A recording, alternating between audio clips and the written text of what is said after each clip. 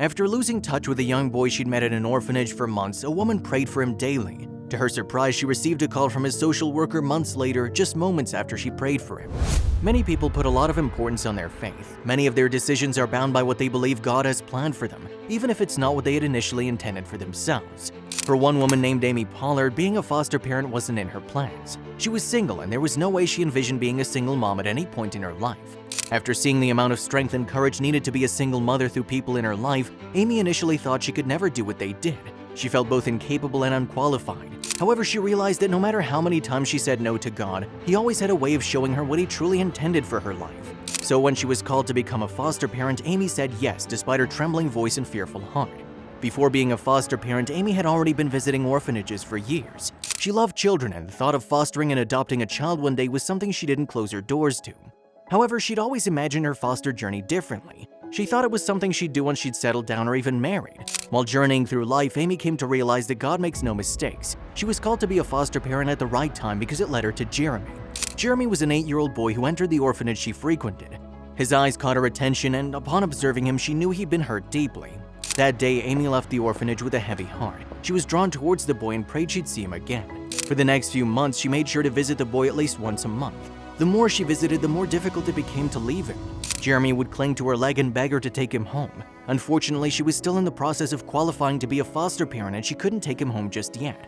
Every time Amy left Jeremy, she would go home and cry. She asked God to give him a loving home, not realizing that it was she God had intended to be his family. After some time, Amy was finally qualified to become a foster parent. She told her resource worker about Jeremy and was excited to finally bring him home.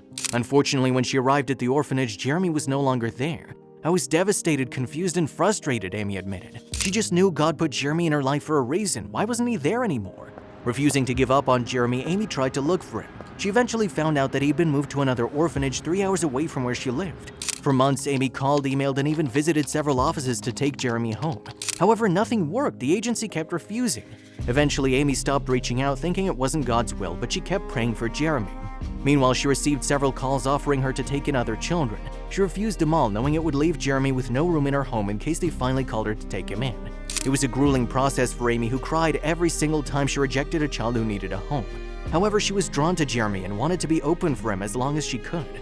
Every day looked the same for Amy. She'd work and then go to the gym during her lunch break. One day she did her usual routine, used the treadmill, turned on her music, and prayed. She always prayed for Jeremy. After praying, her phone rang. Proving that miracles do happen, the person on the other line turned out to be Jeremy's social worker, saying, "Someone mentioned to me today that you might be interested in taking him in. Is this true?"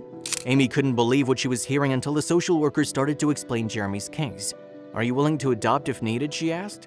Adopting Jeremy was never in Amy's plans. All she wanted was to keep him in a loving home until someone decided to adopt him. However, at that moment, she said yes. Amy, along with her best friend and her son, made the 3-hour drive to pick Jeremy up. Within a week, Jeremy was on his way to his forever home with Amy. At home, Amy started to discover Jeremy's traumas. He'd been mistreated as a child, and that made it difficult for him to open up to Amy. However, she assured him that she was there to listen to him, hold him, and be his mom. It didn't take long for Amy to discover there was more to Jeremy's story. He had 2 siblings whom they regularly visited at a park.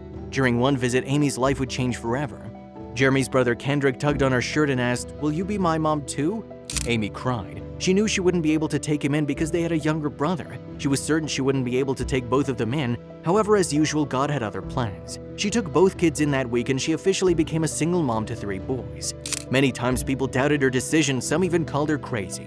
But Amy was certain she wouldn't trade all that craziness for the world. Amy's 2 younger kids, Kendrick and Jayon, were just as traumatized as Jeremy. They built their walls up after years of mistreatment, and it took a while for them to accept Amy as their mother. They took it one day at a time until finally they started to open up. One Mother's Day, Jeremy wrote her a sweet card that read, "From sick and poor to nobody care, you chose me out of all." Best believe Amy cried for days. Then one day she realized her youngest had also warmed up to her when he asked her to make food for his hungry friends at the playground. While trying to pull herself together, Amy happily cooked food for 10 hungry children. It was a moment she would never forget. Her middle child, Kendrick, also began to open up to her. "Mama, can you please call the judge?" he asked her. "He's just moving too slow. Does he know I need you to be my mama?" They waited 3 years until their adoption day finally came. Finally, they were home. No more fears, no more trauma. They had a loving mother who would do anything to keep them safe and to show them they are loved.